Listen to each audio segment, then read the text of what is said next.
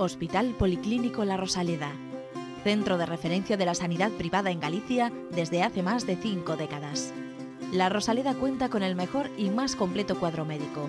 Actualmente está formado por casi un centenar de facultativos altamente cualificados que cubren prácticamente todas las especialidades médicas. Además, dispone de unidades específicas totalmente punteras, como la unidad del sueño, antitabaco, neurología cognitiva, neurofisiología. El hospital está dotado asimismo con la tecnología más avanzada, ofreciendo a sus pacientes las máximas prestaciones sanitarias con los más vanguardistas medios de diagnóstico, quirúrgicos y asistenciales. Más de 10.000 metros cuadrados a tu disposición, con unas instalaciones recientemente reformadas para una mayor confortabilidad, exclusividad y el mejor trato a sus pacientes. Y todo ello sin esperas y con una financiación adaptada a tus necesidades. Porque lo verdaderamente importante no puede esperar. Por ti, por los tuyos, Hospital Policlínico La Rosaleda.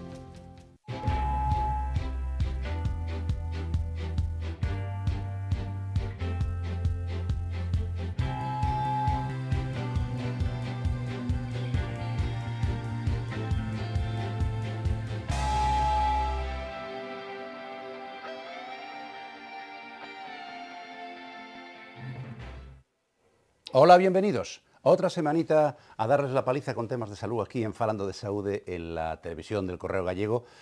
Bueno, para hablarles, contarles, comentarles, responderles curiosidades respecto a temas que tienen que ver con el cuidado de la cajita del cuerpo. Hoy tenemos un tema muy interesante, sobre todo para las señoras, porque, bueno, pues unas lo han sido, otras están a punto de serlo y otras lo serán en un futuro. Y vamos a tratar de algo muy interesante. Bueno, pero ya saben ustedes que para eso la que mejor informada suele estar en este programa es mi querida compañera. Hola, María. Hola, Ignacio, espero acertar en la información de los contenidos, que no me equivoque de programa. Tú aciertas siempre, tú aciertas siempre. ¿Qué tenemos para hoy? Pues mira, para hoy tenemos lo siguiente. Hoy en Falando de Saúde, entrevista con una especialista del grupo La Rosaleda. En La Gente Pregunta, los espectadores plantean sus dudas sobre la ecografía en el embarazo. Además, conoceremos el significado de poliomielitis.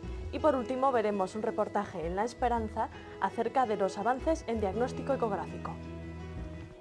Ya les decía yo que hoy teníamos una cosa interesante, porque tenemos con nosotros a alguien que sabe mucho de embarazos. Sí, es una ginecóloga, Raquel Carracedo, que nos acompaña y a la cual vamos a preguntarle, porque saben ustedes aquello que digo yo siempre, ¿verdad?, de que las ciencias adelantan, que es una barbaridad. Pues hay, en el caso de la medicina, eso es un paradigma, es decir, algo que se cumple por definición. Y bueno, la tecnología avanza mucho y hay nuevas formas de diagnosticar y de cuidar a las señoras cuando, bueno, se quedan embarazadas, eso que se llamaba antes en estado de buena esperanza. La doctora Carracedo, que nos acompaña. Raquel, buenos días. Hola, buenos días. Muchísimas gracias por acompañarnos. Nada, a ver, lo del embarazo, que es algo natural, los ginecólogos, vosotros decís siempre que no es una enfermedad, evidentemente no lo es, aunque potencialmente puede sufrir enfermedades una embarazada. Pero a mí me gustaría que fuéramos directamente a lo que es el diagnóstico de la mujer cuando queda en estado de gravidez. ¿Cómo ha evolucionado muy rápidamente el diagnóstico del embarazo en los últimos 20 años, por decir algo? ¿Y qué ha aportado la tecnología? Bien, pues si tuviéramos que escribir la historia de la obstetricia en el siglo XX, podríamos dividirla en dos grandes capítulos, antes y después de la ecografía. En el año 1965 es cuando por primera vez se introduce la ecografía en nuestra especialidad. Y desde entonces el desarrollo y los avances en el diagnóstico ecográfico han sido espectaculares. Hay que pensar que hace 40 años la mayoría de lo que supone nuestra práctica diaria no se había ni siquiera inventado y sin embargo hoy en día trabajamos con sondas bidimensionales de alta resolución, con sistemas Doppler, tecnología 4D, todo ello orientado a conseguir pues, el mejor diagnóstico para nuestras pacientes. Bueno, ya han visto ustedes por las 4 cosas que ha dicho, que la tecnología que hay detrás de esto. ¿Tú te has enterado, María? Bueno, yo es que como no soy madre todavía, pues entonces, claro, digamos que a mí esto me queda un poquito lejos. Lo tuyo es una cuestión de tiempo. Sí, vamos a esperar un poquito. Raquel, ¿por qué es tan importante la ecografía, ¿no? Y sobre todo, pues, ¿qué problemas se pueden detectar? Bien, la ecografía es nuestra herramienta de oro en el diagnóstico prenatal y en el diagnóstico del bienestar fetal. ¿Por qué es tan importante? Pues porque nos permite diagnosticar infinidad de alteraciones congénitas y genéticas, muchas de las cuales tienen una solución óptima si el diagnóstico lo realizamos cuando todavía el bebé está intraútero, o una mejor resolución que cuando esos diagnósticos se realizan una vez que ha nacido el bebé. Por eso es tan importante. Pero bueno, tampoco es la única herramienta, debe complementarse con otros sistemas más clásicos que tenemos en medicina, la historia clínica, las analíticas. A eso iba yo, porque yo recuerdo cuando estudiaba, ya hace mucho, lo del pelo blanco ya saben ustedes que no es de un susto, que se llamaba a todas estas técnicas sistemas de diagnóstico complementarios. ¿Pero complementarios a qué, Raquel? Porque evidentemente hablas de una herramienta que es una maravilla, que te permite una cantidad de información que de otra manera no podrías tener. Pero ¿complementario a qué? Pues complementario fundamentalmente a la historia clínica. Es el primer elemento y fundamental, y que nunca debemos olvidar cuando tenemos un paciente delante de nosotros. Es muy importante conocer la historia clínica de la paciente, y además hay que ser conscientes de que en los últimos años ha habido no solamente una evolución tecnológica, sino una evolución en nuestras embarazadas. Ahora la mujer se está quedando embarazada más tardíamente, retrasa la edad del embarazo, y eso hace que aparezcan nuevas complicaciones. Además, las mujeres de cierta edad pues ya arrastran sus pequeñas patologías, y algunas tienen que someterse a técnicas de reproducción asistida que conllevan embarazos gemelares, que son embarazos de más riesgo, y eso pues nos pone en una tesitura pues de embarazos más complejos a diagnosticar y a tratar. Entonces, Raquel, en el caso de que todas las pruebas sean normales, ¿no? Y digamos la paciente pues no presente pues ningún factor de riesgo, y si la ecografía es normal, ¿podemos decirle que todo va bien para que ella se tranquilice y pase el resto del embarazo tranquilamente y sin sobresaltos, o qué ocurre ahí? Sí, bueno, la ecografía, como dije antes, es nuestra herramienta fundamental, pero no se concibe un buen diagnóstico sin unos buenos estudios analíticos en donde podemos detectar enfermedades propias del embarazo, como puede ser la diabetes gestacional, la hipertensión asociada al embarazo o la incompatibilidad RH entre la madre y el feto. Y además también son de relevancia pruebas serológicas. Tenemos que saber si existen determinadas infecciones que en la madre son asintomáticas, pero que pudieran ser potencialmente teratógenas, como es el caso de la toxoplasmosis, enfermedades víricas. ¿Eso qué es? Lo de la teratogenia. Una que aquí no es médico no sabe lo que es. La toxoplasmosis es una enfermedad producida por un parásito bastante común, que se transmite a través de la cadena alimentaria, y que muchas veces en los adultos, cuando nos contagiamos, pues pasamos como un catarro común o simplemente de forma asintomática, pero sin embargo si afecta al bebé puede producir secuelas importantes. Entonces es muy importante detectarla durante el embarazo. Y bueno, lo que nos proporciona la ecografía es saber qué efectos pueden tener todas estas enfermedades maternas o todas estas infecciones sobre el feto, si aparece alguna malformación o alguna alteración como consecuencia de estas enfermedades, pues conocerla y ponerle en la medida de lo posible remedio. Raquel, probablemente la causa fundamental, o una de las más importantes, por las cuales la ecografía ha devenido en ser una herramienta tan popular y tan utilizada, es su inocuidad. Sí. Es decir, los rayos X, aunque han mejorado mucho, pues tienen su pequeño problemita y otras energías que se usan para el diagnóstico. En el caso de la ecografía, el usar ondas de sonido, que es eso básicamente de lo que estamos hablando, bueno, pues permite repetir muchas veces la exploración sin que haya riesgo, sobre todo para el feto. Y ahora viene la pregunta. En un embarazo normal, ¿cuántas ecografías se suelen practicar cuando no hay una patología que justifique cosas más profundas? Para un control, ¿cuántas hacéis más o menos? Pues hacemos 3, eso lo tenemos muy bien estandarizado. Las 3 ecografías Princeps son una en la semana 12, una segunda en la semana 20 y una tercera en la semana 32. Cada una de ellas tiene sus objetivos bien claros. ¿Esto que tenemos en pantalla qué es? Cuéntanoslo. Esto pues debe ser un feto de 12 semanas. Esta es un corte longitudinal del útero, se ve el feto de perfil, y en esta imagen podemos hacer una medida de la longitud craneonalga.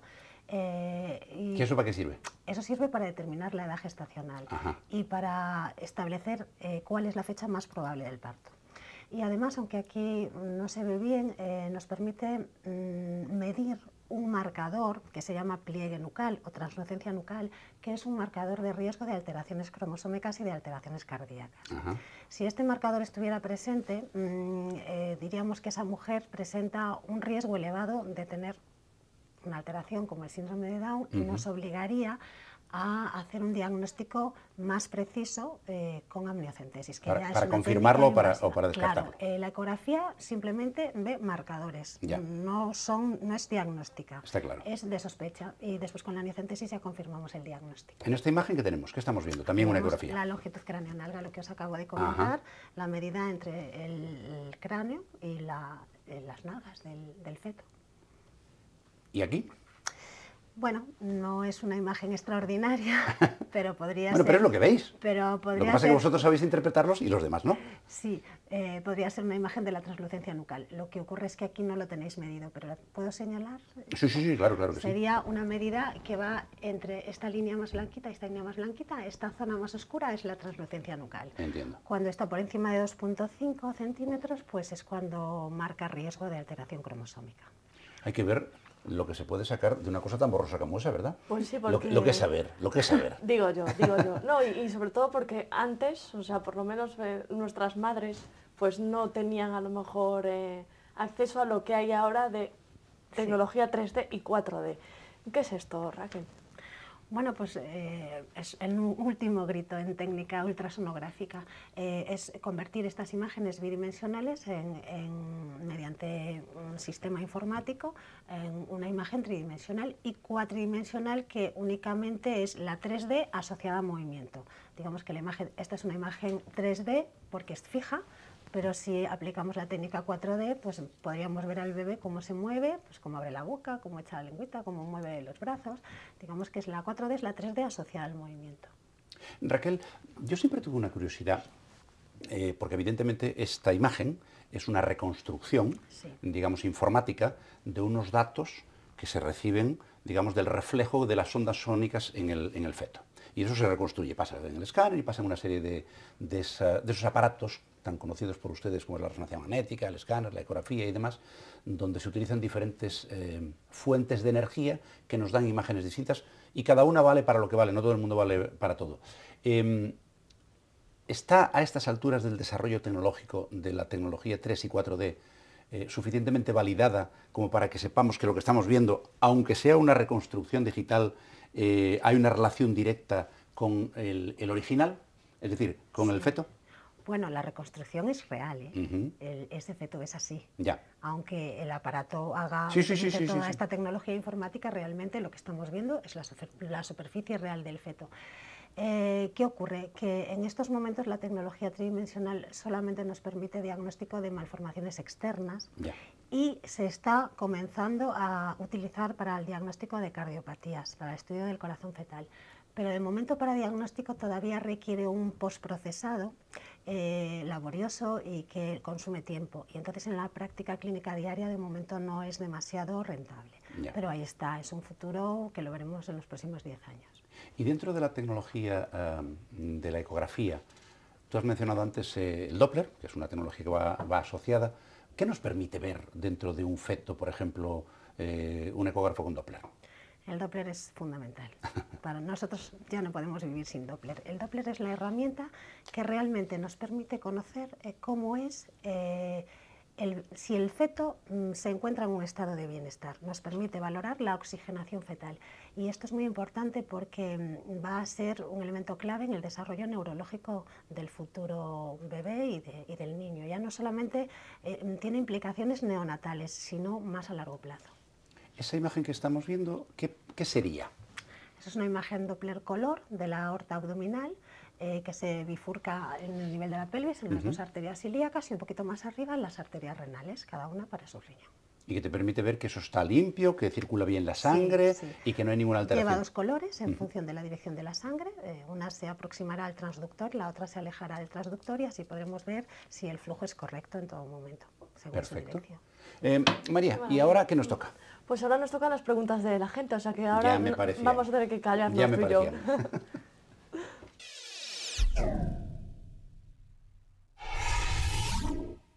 En esta sección, en La Gente Pregunta, pueden ponerse en contacto con nosotros enviándonos un correo electrónico a falandodesaude@correotv.es, o si lo prefieren pueden seguirnos a través de las redes sociales, como son Facebook y Twitter. Doctora, ¿empezamos? Cuando queráis. Vamos a ver. Aquí Teresa de Santiago le dice: doctora, ¿hacerse ecografías no tiene ninguna contraindicación? Algo de esto ya lo mencionamos, ¿no? Hace un ratito. ¿Es seguro tanto para la mamá como para el futuro bebé? ¿En todos los casos? Vamos a ver, la ecografía es una técnica muy segura, tanto para la madre como para el niño. Y cuando hay necesidad se pueden hacer todas las ecografías que sean precisas. Ahora bien, en el primer trimestre del embarazo existe un fenómeno térmico, un fenómeno de calor que puede producir un efecto cavitación sobre los embriones, y quizá, aunque no hemos demostrado con consistencia que haya alteraciones fetales secundarias a la ecografía, quizás sea prudente restringir el número de ecografías en este primer trimestre del embarazo. O sea que durante los 3 primeros meses... Las necesarias. Las necesarias.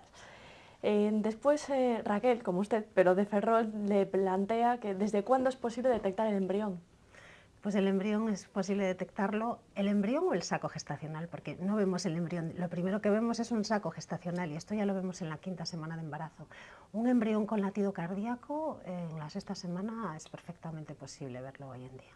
6ª semana, vale. O sea que eso es de mes y medio. O sea, sí. 4 y 2, 6. 4 y 2, 6. Bueno, se ve que esa lección no me la perdí del cole. Esos son 3 milímetros de embrión. 3 milímetros, y eso ya lo podéis ver. Y con latido cardíaco. Uy. Por último, Lorena de Villagarcía le dice: ¿es absolutamente necesaria hacer la ecografía 4D o es solo un atractivo para poder ver al bebé en movimiento e ilusionarnos aún más con su llegada?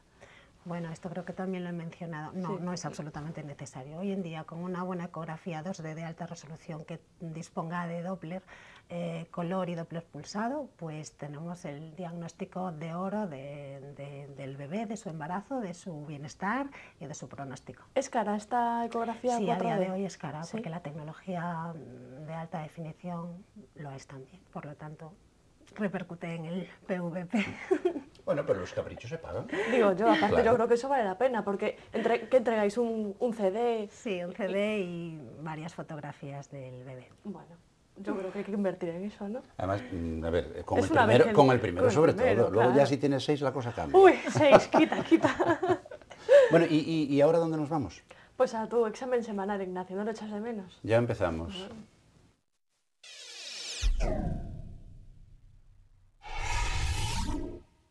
El término por el que te voy a preguntar hoy está pues de relativa actualidad, puesto que bueno, en Pakistán la ONU suspendió la campaña de vacunación. Se trata de la polio. ¿Qué nos puedes contar? Porque yo creo que tú ahí tienes mucho que contar. No sé por qué lo dice. María siempre hace unas cosas que... Bueno, poliomielitis. ¿Qué significa poliomielitis? Bueno, si vamos al origen de la palabra, es una palabra griega, que realmente son 3. Polio, que significa gris, mielo, que viene de sustancia nerviosa, e itis, que ya saben ustedes que hemos comentado aquí muchas veces que todo lo que es inflamación termina en itis, como rinitis si se te inflama la nariz. Bueno, pues poliomielitis significa, por tanto, literalmente, la inflamación de una parte de nuestro cuerpo, de nuestra anatomía, que es el tejido nervioso. La causa es un virus, mejor dicho, son 3 virus, hay 1, 2 y 3, como su propio nombre indica, que lo que hace es penetrar generalmente a través de la boca, de los alimentos o por contacto personal, incluso por transferencia de los niños que lo padecen. Ahora les diré por qué es de los niños.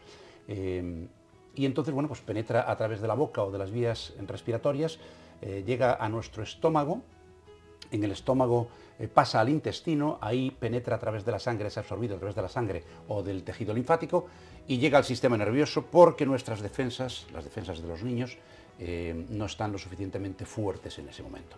¿Qué ocurre?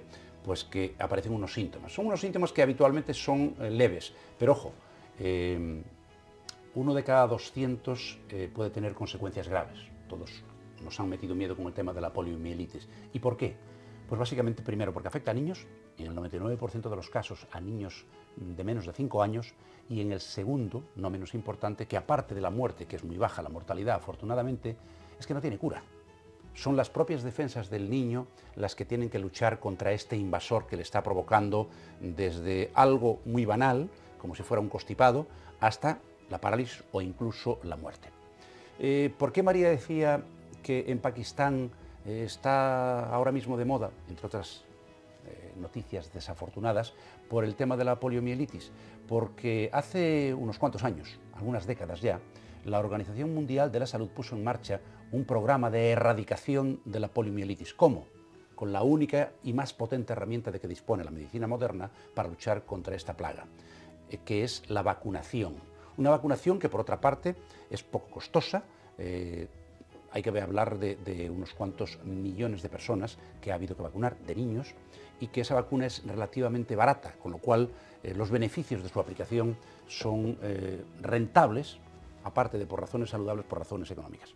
Se redujo, en el año 2012 se había reducido ya hasta en un 99% los casos de poliomielitis infantil en todo el mundo. Quedaban solamente 3 países, entre ellos estaba Pakistán, que son, como ustedes saben, países que viven en un nivel de pobreza bastante elevado, sin erradicar del todo.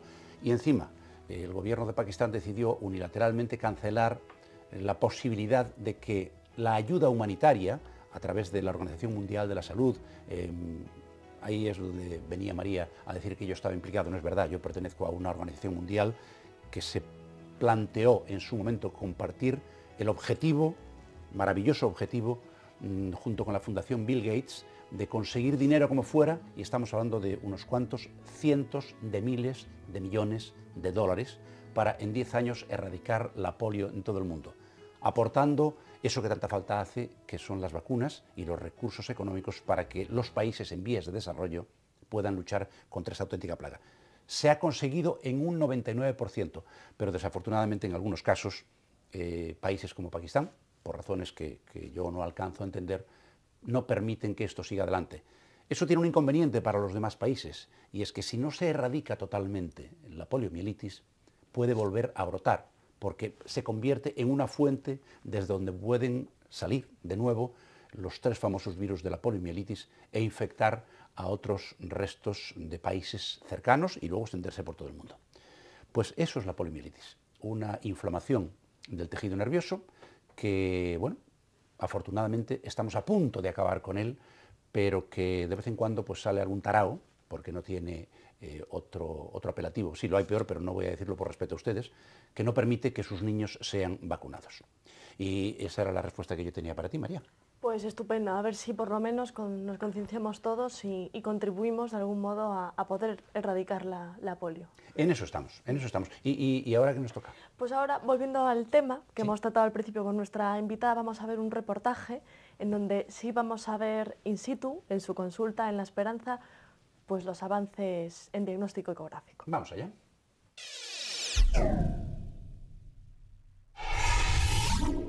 Bueno, este es el ecógrafo Voluson E8 de la casa General Electric y es el aparato que utilizamos a diario para nuestro diagnóstico ecográfico. Es un aparato que hace ecografía de alta resolución, tiene sondas bidimensionales de alta resolución, tanto abdominal como vaginal, y tiene también una sonda de ecografía 3D y 4D. Y bueno, yo creo que lo mejor para comprobar la calidad del aparato es que lo veamos en la práctica con nuestra paciente Beatriz, que está embarazada de 28 semanas y espera un niño.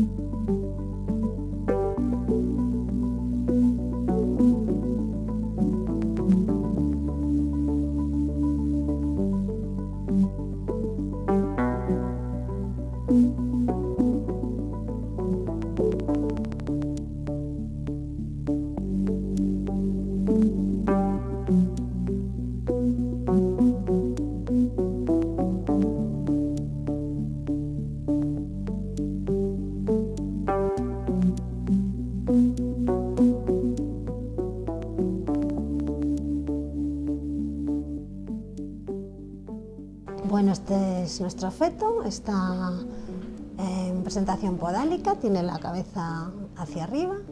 Estamos viendo un perfil de la carita fetal. Aquí se le ve lo que es la frente, la nariz, la boca, y esto pues es una manita que la tiene delante de la cara, ¿no? Para hacer una ecografía en 3 dimensiones que salga con buena resolución es muy importante que aquí haya líquido amniótico y que la cara esté despejada. Vamos a intentarlo.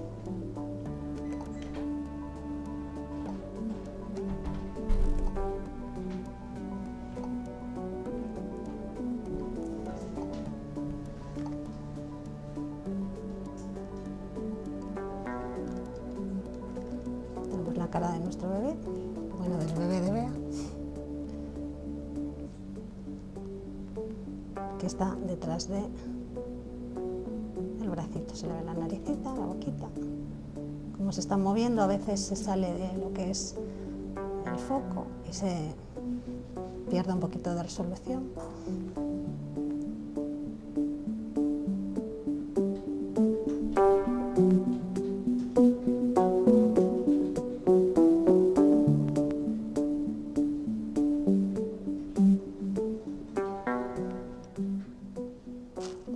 Bueno, delante del bebé vemos esta estructura que hay aquí, esto es el cordón umbilical. Aquí si ponemos el Doppler, veremos la circulación de la sangre. Para nosotros esto es muy importante, el Doppler, porque es lo que nos va a decir si el feto está bien oxigenado. Vamos a verlas.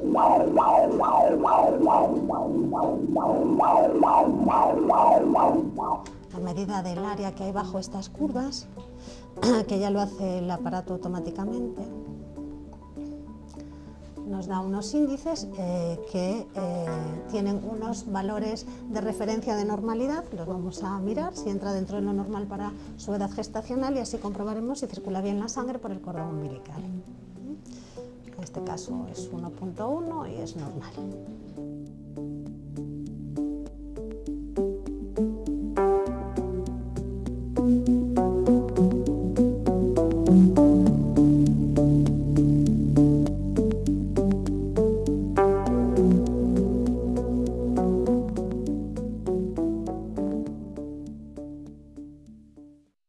Bueno, pues ya han visto, se nos acaba el tiempo. Ya saben ustedes que a mí esto de seguir hablando con ustedes me encanta, pero la televisión, el tiempo es limitado. Así que vamos a empezar a despedirnos. Primero, naturalmente, a Raquel Carracedo, nuestra invitada de hoy, ginecóloga que pueden ustedes encontrar en La Esperanza y que ha sido muy didáctica. Era su primera experiencia y estaba nerviosísima. Raquel, muchísimas gracias, pero has visto que no era tan difícil, Muchas gracias ¿verdad? a vosotros.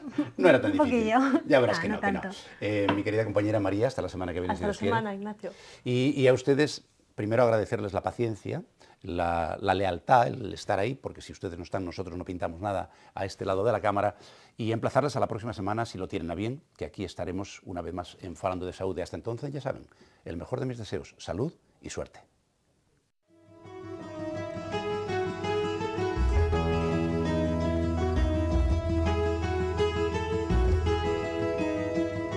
Centros Médicos La Rosaleda han patrocinado este programa.